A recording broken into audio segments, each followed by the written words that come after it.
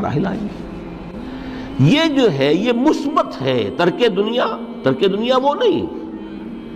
ترک دنیا سے مراد دنیا کی لذتوں سے، دنیا کی آسائشوں سے، ان سے آدمی اپنے آپ کو پیچھے ہٹائے، ان کو چھوڑے، ان کو ترک کرے، تاکہ اپنا وقت، اپنا مال، اپنی صلاحیتیں صرف کر سکے کس کام کے لیے؟ اب اس کے لیے دیکھیے آیت نمبر 25 ہے یہ سورہ حدید کی۔ لَقَدْ أَرْسَلْنَا رُسُلَنَا بِالْبَيِّنَاتِ، ہم نے اپنے رسولوں کو بھیجا واضح چیزوں کے ساتھ۔ بینہ وہ شے جو از خود ظاہر ہو۔ آفتاب آمد، دلیل آفتاب۔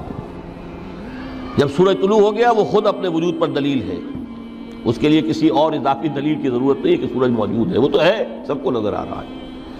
تو بینات سے مراد معجزے بھی ہیں، اور وہ تعلیم جو ہے بنیادی دین کی کہ جو فطرت انسانی کی جانی پہچانی ہوئی شے ہے، دونوں پر اس کا اطلاق ہو جائے گا۔ لَقَدْ أَرْسَلْنَا رُسُلَنَا بِالْبَيِّنَاتِ وَأَنزَلْنَا مَعَهُمُ الْكِتَابَ وَالْمِيزَانَ، اور ہم نے ان کے ساتھ کتاب اتاری، میزان اتاری۔ یہ سب کچھ کس لیے کیا؟ لِيَقُومَ النَّاسُ بِالْقِسْطِ، تاکہ لوگ عدل پر قائم ہوں۔ یہ ہے سول آبجیکٹو۔ یہ نہیں بس ہماری کتاب پڑھ لیا کرے، ختم قرآن ہو گیا، اللہ اللہ دعا مانگ لی، چھٹی۔ قائم کرو اس کو، وہ میزان عدل نصب کرو،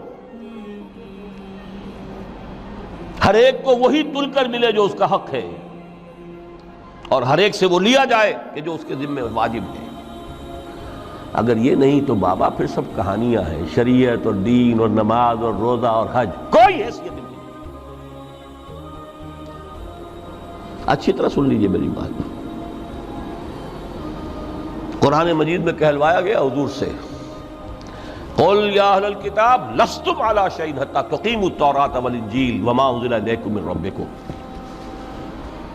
اے نبی ان سے کہہ دیجئے، اے کتاب والو تمہاری کوئی حیثیت ہی نہیں، ہماری نگاہوں میں تمہارا کوئی مقام ہی نہیں، جب تک کہ تم قائم نہیں کرتے تورات کو اور انجیل کو اور جو کچھ کے نازل کیا گیا تمہاری طرف، تمہارے رب کی طرف سے۔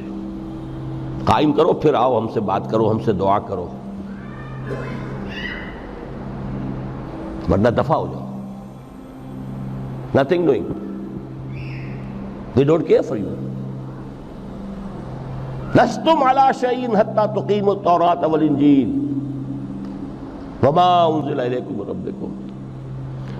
اب قانون خداوندی تو بدلتا نہیں ہے، نہ فرام پرسن ٹو پرسن، نہ فرام نیشن ٹو نیشن، نہ فرام امہ ٹو امہ، اٹل ہے۔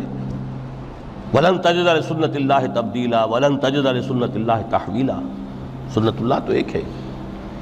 اب اس آیت کو ذرا پڑھیے، قُلْ يَا أَهْلَ الْقُرْآنِ لَسْتُمْ عَلَىٰ شَيْءٍ حَتَّىٰ تُقِيمُوا الْقُرْآنَ وَمَا أُنزِلَ إِلَيْكُم مِّن رَّبِّكُمْ۔ کہہ دو اے محمد کہ اے قرآن والو تمہاری کوئی حیثیت نہیں ہے ہمارے سامنے جب تک کہ تم قرآن کو قائم نہیں کرتے۔ دین کی بات پھیلانا صدقہ جاریہ ہے، ثواب کی نیت سے ویڈیو کو شیئر ضرور کیجیے۔ جزاک اللہ۔